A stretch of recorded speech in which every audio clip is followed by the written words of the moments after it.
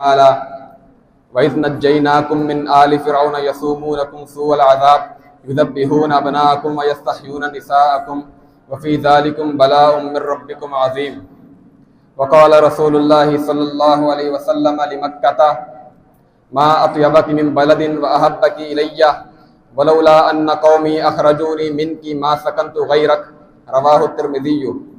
محترم سامعین، اللہ تعالیٰ نے انسانوں کو بے شمار اور عظیم نعمتوں سے نوازا ہے۔ انہی عظیم نعمتوں میں سے ایک نعمت آزادی بھی ہے کہ جب انسان غلام ہوتا ہے یا کسی غیر قوم کے ماتحت زندگی بسر کر رہا ہوتا ہے تو اسے آزادی کی نعمت کا احساس ہوتا ہے۔ یہی وجہ ہے کہ جو مسلمان غیر مسلم کے ممالک میں زندگی بسر کرنے پر، ان کے زیر تسلط زندگی گزارنے پر مجبور ہیں، انہیں اس نعمت کا شدت سے احساس ہے۔ مگر جو مسلمان جن کو اللہ تعالیٰ نے اس آزادی کی نعمت سے نواز رکھا ہے، وہ سراسر اس مقصد سے اور اس کے شکر گزاری سے محروم ہیں۔ ان کو چاہیے تو یہ تھا کہ وہ قولاً و عملاً اللہ تعالیٰ کا شکر بجا لاتے، مگر وہ سرکشی اور طغیانی کرتے ہوئے اللہ تعالیٰ کی بغاوت کر رہے ہیں اور اس مقصد کو، جس مقصد کے لیے ہم نے اس ملک پاکستان کو حاصل کیا تھا، اسے سراسر فراموش کر بیٹھے ہیں۔ اور جس مقصد عظیم کے لیے ہم نے اس ملک کو حاصل کیا تھا، ایک دن بھی آج تک اس 78 سالہ دور آزادی کے اندر اس دن کے بارے میں اور اس مقصد عظیم کے بارے میں ایک دن بھی نہیں سوچا گیا۔ وہ دو قومی نظریہ جو وجود پاکستان کا سبب بنا، اسے سراسر فراموش کر دیا گیا، اور وہ عظیم کلمہ جو نظریہ پاکستان کی اساس قرار پایا، اس کے ساتھ غداری کی گئی، اور وہ عظیم مشن کہ جس کی آبیاری کے لیے اس عظیم ملک کو حاصل کیا گیا، اس کے ساتھ بے وفائی کی گئی۔ یہی حال بنی اسرائیل کا تھا کہ جب اللہ تعالیٰ نے انہیں فرعون اور آل فرعون کے ظلم و ستم سے آزادی دی تو انہوں نے بھی شکر گزاری کی بجائے کفران نعمت کیا۔ اللہ تعالیٰ نے ان کو اپنی نعمت کا احساس دلانے کے لیے یاد دہانی کراتے ہوئے ارشاد فرمایا وَإِذْ نَجَّيْنَاكُمْ مِنْ آلِ فِرْعَوْنَ يَسُومُونَكُمْ سُوءَ الْعَذَابِ يُذَبِّحُونَ أَبْنَاءَكُمْ وَيَسْتَحْيُونَ نِسَاءَكُمْ وَفِي ذَلِكُمْ بَلَاءٌ مِّن رَّبِّكُمْ عَظِيمٌ۔ کہ اس وقت کو یاد کرو کہ جب اللہ تعالیٰ نے تمہیں فرعون اور آل فرعون کے ظلم و ستم سے نجات دی، یاد دہانی کا مقصد صرف ایک تھا کہ تم اپنے قول و عمل کے ساتھ اللہ تعالیٰ کا شکر بجا لاؤ، کیونکہ عین شکر عمل کے ساتھ ہی ممکن ہے۔ اعملوا آل داؤد شکرا، عمل کے ساتھ ہی شکر ممکن ہے۔ مگر آزادی کے مل جانے کے بعد ہمیں تو یہ چاہیے تھا کہ اس ملک کے چپے چپے میں اسلام کو نافذ کرتے اور اقامت دین کے لیے دن رات کوششیں کرتے، مگر افسوس کہ یہ ایسا نہ ہو سکا۔ اور اللہ تعالیٰ نے جس قوم کو بھی آزادی کے بعد اقتدار کی نعمت سے نوازا، اس سے اسی بات کا مطالبہ کیا۔ اللہ تعالیٰ نے داؤد علیہ السلام کو مخاطب کر کے ارشاد فرمایا یا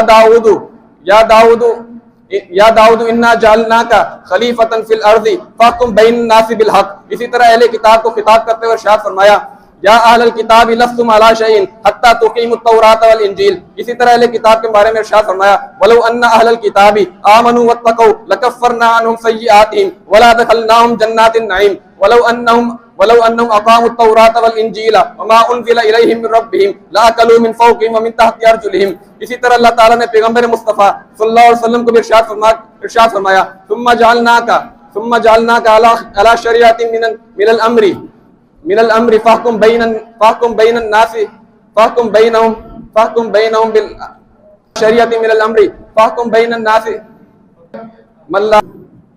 اسی طرح اللہ تعالیٰ نے اللہ کے پیغمبر کو نفاذ شریعت کا حکم دیتے ہوئے ارشاد فرمایا وَأَنِحْكُمْ بَيْنَهُمْ بِالْحَقِّ وَلَا تَتَّبِعْ أَهْوَاءَهُمْ۔